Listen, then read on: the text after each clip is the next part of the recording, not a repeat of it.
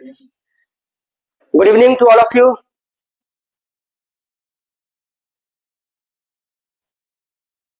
चलिए अब इधर क्लास में देखिए, ठीक है। बहुत देर से आप लोग गॉसिप मार रहे हैं। चलिए आज का टॉपिक क्या है? Cloze test number 4 the Hindu आप लोगों ने बनाया है। चलिए देखते हैं इसमें कितने लोगों का 4 नंबर लाना था आज। कितना नंबर? 4 नंबर। पहले मैं 4 नंबर कैसे लाना है, एग्जाम में क्या अप्रोच होना चाहिए, क्योंकि आप हर एक टॉपिक को, हर एक क्वेश्चन को बना नहीं सकते हो, विद इन टाइम के अंदर बनाना ना। तो मैंने बोला था 4 नंबर कौन कौन सा आ सकता था। 4 नंबर 4, अच्छा 1 छोड़ना था, 2 छोड़ना था, 3 छोड़ना था, 4 बनता, 5 बनता, और क्या बनता, 8 बनता, 9 भी बनता। चलिए तो पहले मैं इन चारों के बारे में बता दूं कि कौन कौन कैसे बनेगा। चलिए उसके बाद पूरा कहानी देखेंगे। सबसे पहले मैं थोड़ा सा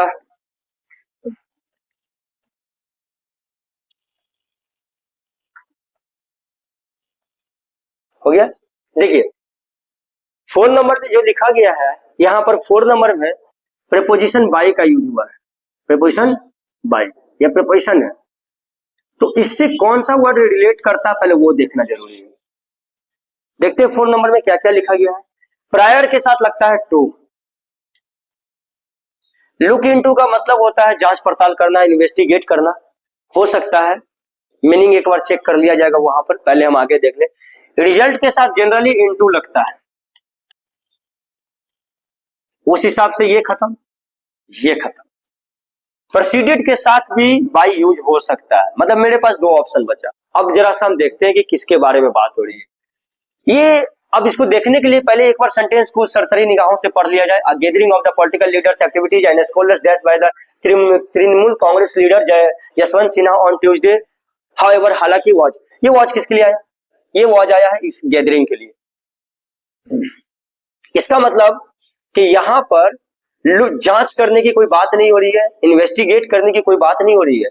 यहां पर प्रिडिक्शन किया गया, अनुमान लगाया गया है इस गैदरिंग का, कि पहले से अनुमान था ऐसा कि ये जो भीड़ जमा हुआ है स्कॉलर्स का, एक्टिविटीज का या फिर लीडर्स का, ये तीसरे मोर्चा के रूप में उभरेगा, ऐसा बोला जा रहा है। यहाँ जांच की बात नहीं हो रही है, एक बार पढ़ लीजिएगा आसानी से पता चल जाएगा। दैट्स मीन्स यहाँ पर आंसर क्या हो जाएगा? अपोज के साथ 2 लगता है, तो 5 नंबर का डी। मैंने बोला ना 4 पहले टारगेट रखे थे, 4 जो बना लेंगे वो सही है, बाकी तो मैं देख ही लूंगा। तो अगला देखिए, मैंने 8 बोला था और 9, शायद 8 और 9 बोले थे ना। अब देखिए 8 में क्या है, 8 में लगा गया है ऑफ, 8 में लगाया हुआ है फिल इन द ब्लैंक के बाद ऑफ। ऑफ तो ये भी प्रीपोजिशन है। अब इससे इसका किसका किसका रिलेशन है देखते हैं। पहले तो ये भी प्रीपोजिशन है, बिफोर भी क्या होता है? प्रीपोजिशन। तो ये तो खत्म हो गया था। ऐसे ये कंजंक्शन भी होता है, लेकिन फिलहाल के लिए ये खत्म है, वहां पर कंजंक्शन भी रहेगा तो भी खत्म। प्रायर के साथ टू लगता है, तो ये भी खत्म। अब या तो आंसर ये होगा या तो आंसर ये होगा। फॉन्ड के साथ भी ऑफ लगेगा और अहेड के साथ भी ऑफ लगेगा, से पहले। फॉन्ड का मतलब होता है शौकीन और अहेड ऑफ का मतलब होता है से पहले। देखिए तो 2024 से पहले, ये शायद यही सही है। मतलब इसका मतलब यहाँ पर क्या होना चाहिए था?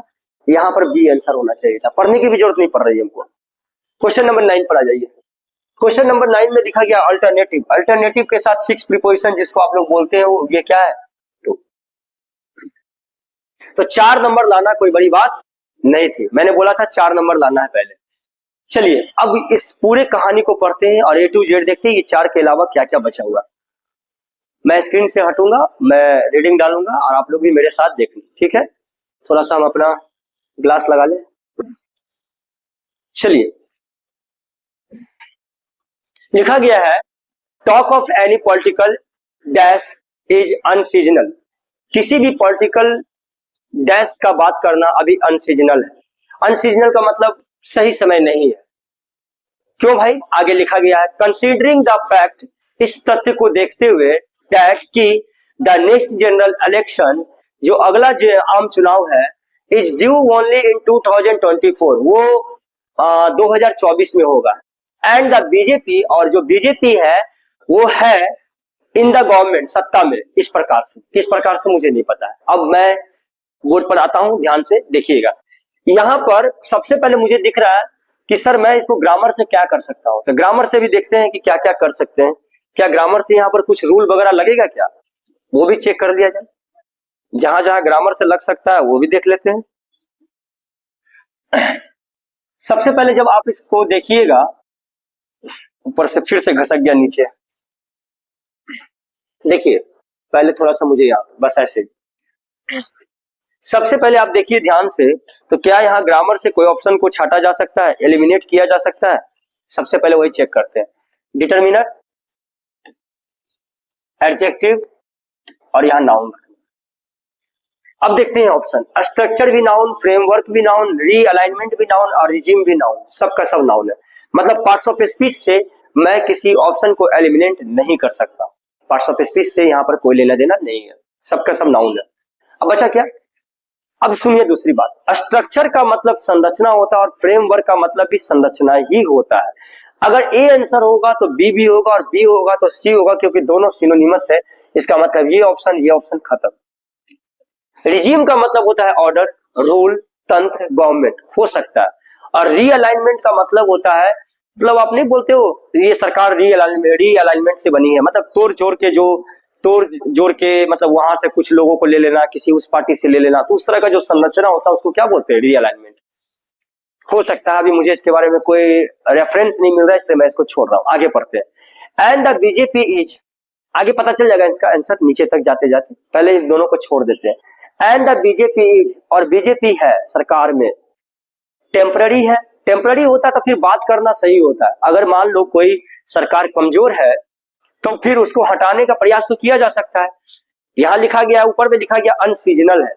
अनसीजनल का मतलब बातचीत करना बेमानी है, फालतू का बात है, नहीं करना है अभी बात। इसका मतलब टेम्पररी तो नहीं हो सकता, तो टेम्पररी तो खत्म हो गया। प्रूवन है, बीजेपी साबित है सरकार में, ये क्या बोल रहे हो, ये भी इसका लॉजिक सही नहीं लग रहा है।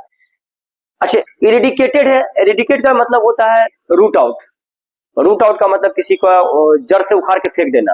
तो बीजेपी को जड़ से उखाड़ के फेंक देना है सरकार में, ऐसा कुछ नहीं है, फालतू का पैसिव मीनिंग नहीं चाहिए। इंट्रेंच का मतलब होता है वेल एस्टेब्लिश, सुव्यवस्थित।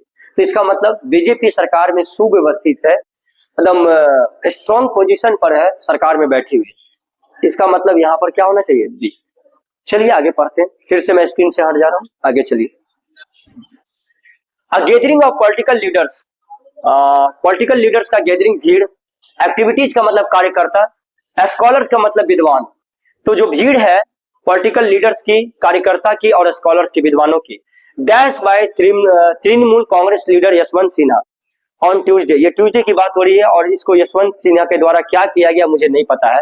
Was dash by a lot of speculation about the emergence of a third front opposed to the BJP and sidelining the Congress। समझिएगा मेरी बात को, भीड़ को क्या किया गया ये समझना। पहले ऑप्शन देखिए, भीड़ को डिस्पर्स किया गया, मैंने पूरा यहां तक पढ़ा। इसमें क्या निकला पता है? पता चला मुझे कि एक ऐसी पार्टी बनाना है जो बीजेपी को टक्कर दे सके, अपोज टू, और साइडलाइन कर दे कांग्रेस को, क्योंकि आपको पता है कि दो ही मजबूत पार्टी है, बीजेपी और कांग्रेस। तो कांग्रेस तो बहुत कमजोर हो गई थी, तो आदमी ने कुछ पार्टी ने सोचा कि एक पार्टी बनाया जाए और क्या करना है ना, उस पार्टी से कांग्रेस को साइडलाइन कर देना और बीजेपी को टक्कर देना, यही मीनिंग आ रहा है। तो यहां से ये पता चला कि यहां पर मुझे वैसा चीज चाहिए जो कि इस लाइन को फिट करे, भीड़ को जमा करे। भीड़ को जमा करने का इंग्लिश होता है कन्वीन, इकट्ठा करना। इसका मतलब इस भीड़ को जमा किया गया था यशवंत सिन्हा के द्वारा ट्यूसडे को, भीड़ को बुलाना। एक हो गया। डिस्पर्स का मतलब होता है स्कैटर, स्कैटर का मतलब बिखेरना, ठीक है, लिखना SCATTER, स्कैटर। स्पेकुलेटेड का मतलब होता है गेस करना, अनुमान करना। तो यहाँ पर अनुमान की बात नहीं हो रही है, यशवंत सिन्हा के द्वारा अनुमान किया गया फालतू का। कॉल्ड ऑफ का मतलब होता है कैंसिल करना, तो भीड़ को कैंसिल किया गया नहीं, यहाँ तो भीड़ बुलाया गया था, क्योंकि पूरा आप लाइन पढ़ोगे नहीं यहाँ तक तो पता चल जाएगा। तो आंसर क्या हो जाएगा? कन्वीन्ड हो जाएगा। आगे चलिए। अब मैंने बोला इस वॉच का रिलेशन गैदरिंग से, डैश, अच्छा, watch dash by a lot of speculation. इस मतलब इस भीड़ का जो जमा हुआ था, इससे बहुत ज्यादा आशा थी। क्या आशा थी भाई? अबाउट द इमरजेंस, ये उभरेगा, ऑफ द थर्ड फ्रंट, तीसरे पार्टी के रूप में, और टक्कर किसको देगा? बीजेपी को। इसलिए मैंने बोला यहाँ टू, अपोज टू बीजेपी, और साइडलाइन किसको करेगा? कांग्रेस को। अब जरा सा देखिए, प्रायर तो मैंने कटवा दिया था, प्राथमिक होता है इसका मतलब। लुक इनटू का मतलब जांच पड़ताल करना, खत्म। रिजल्ट का मतलब आप जानते हैं, परिणाम, खत्म। प्रेसिडेंट का मतलब होता है जैसे ये इवेंट हुआ, इस इवेंट से पहले का, उसके बारे में जिक्र हो रहा है। तो बोला जा रहा है कि इस भीड़ जो जमा हुई है, इसमें पहले से ही आशा किया गया था कि ये जो भीड़ आ रही है, जमा हो रही है, जिसको बुलाया जा रहा है यशवंत सिन्हा के द्वारा, इससे बहुत ज्यादा आशा थी। तो यहाँ पर आंसर क्या होगा? ए। ठीक है, आगे चलते हैं। लास्ट वाला तो मैं बता ही दिया, 5 का। 5 नंबर 2। आगे देखिए क्या है, यहां तक किसी को दिक्कत नहीं। नेक्स्ट। लेकिन एक बात समझिएगा, देखिए 5 तक पढ़े थे, एक चीज यहाँ इसका आंसर आ गया, देखिए ध्यान नहीं दिए थे। इसका मतलब सर गणित चल रहा है, गणित चल रहा है तोड़ मोड़ के पार्टी बनाने का। इसका मतलब सर यहाँ पर हमको वो शब्द चुनना है जो तोड़ जोड़ के सरकार बनाया जाता है। तो अब यहाँ पर आंसर आ जाएगा रीअलाइनमेंट। कौन सा आंसर आ जाएगा? रीअलाइनमेंट। पता चल गया ना, छोड़े थे जो। चलिए अब आ जाते हैं हम लोग 6 नंबर पर। चलिए बस यहीं तक है। 6 नंबर में लिखा गया है, द राष्ट्रीय मंच, जो भीड़ जमा हुआ था, जिसको बुलाया गया था, उसका नाम था Rashtriya Manch, is not dash to be a third front according to its organiser. जो इसके ऑर्गेनाइजर है उनके अनुसार राष्ट्रीय मंच थर्ड फ्रंट नहीं है। क्या नहीं है मुझे बताना है इसको, क्या नहीं है उसका मतलब, इसका स्टेट बताना। मतलब यहाँ जो भी लिखना है, कॉम्प्लीमेंट लिखना है, एडजेक्टिव लिखना है। एडजेक्टिव कौन कौन सा हो सकता है? ये तो वर्ब है, ये जो है ना वो डिस्कस, वो वर्ब हो गया, तो वो तो खत्म हो गया। उसको डिस्कस नहीं किया गया कि वो थर्ड पार्टी बने, ये तो फालतू का ऑप्शन हो गया, इसको काटो। डिसाइडेड नहीं किया गया क्योंकि पैसिव बन जाएगा ना, V3 लिखेंगे तो ये भी खत्म हो गया, ये भी वर्ब है, ये भी वर्ब की तरह यूज हो रहा है। V3 पैसिव बन जाएगा। ये एडजेक्टिव की तरह यूज हो रहा है, और ये इंटेंट का मतलब मनसा, इंटेंट का मतलब मनसा। अब जरा सा आंसर देखो तो क्या होगा।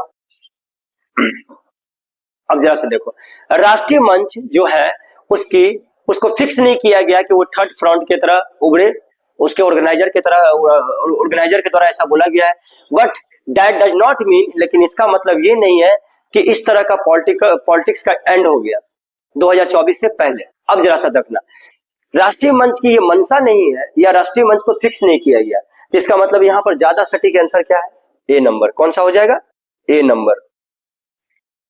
उसकी मंशा नहीं है कि वो थर्ड फ्रंट की तरह सामने आए, ऐसा बोला गया है ऑर्गेनाइजर के द्वारा। ठीक है, और इसका मतलब ये भी नहीं है कि इस तरह का जो पॉलिटिक्स है वो खत्म हो गया 2024 से पहले। कैसा पॉलिटिक्स? इंस्ट्रूमेंटल का मतलब होता है यूजफुल, सहायक। एक्सप्लोरेटरी का मतलब होता है जो खोज करते रहते हैं, खोज करने वाला। इंडिविजुअल का मतलब होता है व्यक्तिगत। इंटरेस्टिंग का मतलब होता है रोचक। तो रोचक तो नहीं होगा भाई, इंडिविजुअल भी नहीं होगा भाई, सहायक भी नहीं होगा, क्योंकि मुझे पता चला कि यहाँ खोजा जा रहा है, विकल्प खोजा जा रहा है भाजपा के अगेंस्ट में, तो खोजने वाली की बात हो रही है, तो सी नंबर। और इसमें मैंने बता दिया 2024 से पहले, 2024 में चुनाव होने वाला है। इनफैक्ट वास्तव में मोस्ट पार्टीज हैव रीजन, सभी पार्टी के पास एक कारण है, टू थिंक, सोचने का, एंड एक्ट करने का, काम करने का, टूवर्ड्स ए न्यू अल्टरनेटिव, नया विकल्प खोजने का। किसके अगेंस्ट में? बीजेपी के अगेंस्ट में। यहाँ 2 फॉर 1, किसी के लिए भी। सीरियल गवर्नमेंट्स फेल्यूअर्स, जो लगातार सरकार का असफल होना होता है, एंड मिस स्टेप्स, गलत कदम होता है, हैव मेड, बना देता है उसको, वर्तमान क्षण को, द करेंट मोमेंट, वर्तमान क्षण को क्या बना देता है? The most dash for the BJP since 2014, मतलब 2014 से लेकर अब तक जो लगातार बीजेपी फेल हो रही है और गलत गलत कदम उठा रही है, उसने बीजेपी के लिए कैसा क्षण बना दिया? एक्साइटिंग बना दिया? नहीं। पॉजिटिव नहीं, निगेटिव चाहिए। सक्सेसफुल बना दिया? नहीं। या तो डिसअपॉइंटिंग होगा, या तो फिर वल्नरेबल होगा। वल्नरेबल का मतलब होता है रिस्की, कठिन, मतलब डेंजर। और डिसअपॉइंटिंग का मतलब होता है हतोत्साही। तो ज्यादा इन दोनों में अच्छा ऑप्शन एप्रोप्रिएट है, रिस्की बना दिया। क्या हो जाएगा? रिस्की। क्लोज टेस्ट इसी का नाम होता है, ये टफ था, इसमें ये भी और ये भी दोनों आंसर जाया जा सकता था, लेकिन ज्यादा अच्छा ये था। चलिए क्लोज टेस्ट खत्म हो गया। आगे का क्लास जारी करने से पहले मैं फिर से बोल रहा हूँ कि जो भी आपके क्लोज टेस्ट क्लास में हो रहे हैं या पैराजंबल जो भी होता है, उसको यूट्यूब पर अपलोड कर दिया जाएगा। और अगर आपको लगता है कि इस वीडियो से कोई फायदा है, आप इससे कुछ सीख रहे हो और द हिंदू से ही बनाया गया क्वेश्चन है, तो इसको लाइक भी कीजिए, शेयर कीजिए और अपने सब्सक्राइब भी कीजिए। और हमेशा ये वीडियो अपलोड होते रहेगा जो भी क्लास में चलेगा। तब तक के लिए जय हिंद, जय भारत, फिर मिलते हैं। चलिए।